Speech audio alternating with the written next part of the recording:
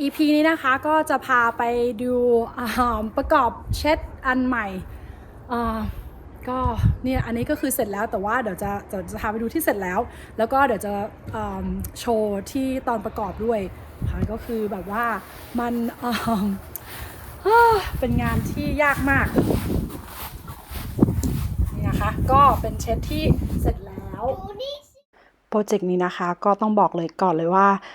บ่นให้สามีเนี่ยหนักมากเพราะว่าทำอะไรเนี่ยไม่ปรึกษากันเลยก็ตั้งแต่ตอนทำฟาวเดชั่นนะคะก็เข้าใจเนาะว่าเราอยู่เมืองไทยแล้วเขาก็อยู่ที่นี่ก็คือแต่ว่าเขาไม่ปรึกษาเราเพราะฉะนั้นเนี่ยไอ้ฟาวเดชั่นที่เขาทำเนี่ยมันก็ไม่เรียบนะคะพอมันไม่เรียบปุ๊บมันต่ออะไรก็ต่อยากคือต่อผนังเนี่ยก็ต่อยากแล้วก็ไม่พอก่อนหน้านี้ก็คือเขาเนี่ยไปเอาไอ้กล่องของอันนี้มานะเขาก็เอามาตากแดดไว้แล้วมันเป็นพลาสติกเนาะมันก็งอพอมันงอเสร็จปุ๊บเนี่ยมันก็ยิ่งทำให้เข้ารูแบบแต่ละอย่างนะประกอบกันยากขึ้นไปอีกคือบริษัทนี้นะคะบอกว่า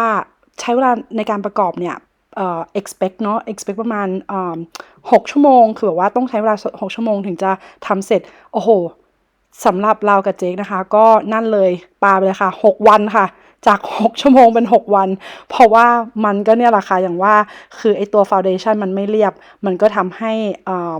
ต่อทุกอย่างยากแล้วก็ไอตัวพลาสติกก็งออีกมันก็ยิ่งทำให้ยากเข้าไปอีกโอ้โหอันนี้ก็คือแบบทะเลาะกันนะคะแล้วก็ไม่ใช่สามีทะเลาะเรานะคือเราเนี่ยทะเลาะสามีเราเนี่ยตะโกน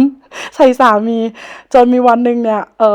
ประมาณวันแรกหรือวันที่2เลยนะคะที่เรามาทำกันเนี่ยเพื่อนบ้านที่อยู่ข้างๆเนี่ยเขาก็เอาไวน์เนาะแบบออกมาจะนั่งกินไวน์เสร็จปุ๊บอีเมียเนี่ยก็นะคะตะโกนทั้งสามีและทั้งลูกอะไรก็ไม่รู้ไม่ไหวแล้วคือแบบข้างบ้านเขาก็พอเขาได้ยินเสียงเมียบ่นนะคะเขาก็แบบว่าเก็บขวดไวน์แล้วก็กลับเข้าบ้านไปเหมือนเดิมนะคะก็คือคนอื่นเนี่ยเขาก็มารีวิวชีวิตที่หรูหราเนาะส่วนเราเนี่ยก็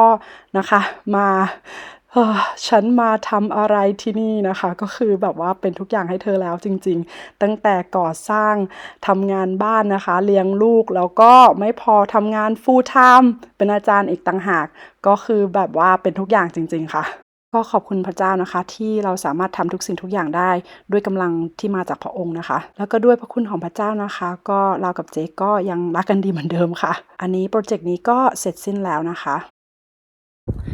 เข้าไปดูกันเลยอันนี้ก็ทำเองนะคะฟาวเดชั่นก็ทำเองปูพื้นเองก็หลังคาก็มุงเองส่วนตรงนี้นี่มีเพื่อนบ้านตรงนี้นี่มีเพื่อนบ้านมาช่วยแต่ว่าทั้งหมดเราก็มุงเองเพราะว่ามันถ้าจ้างเขามาแล้วมันแพงมาก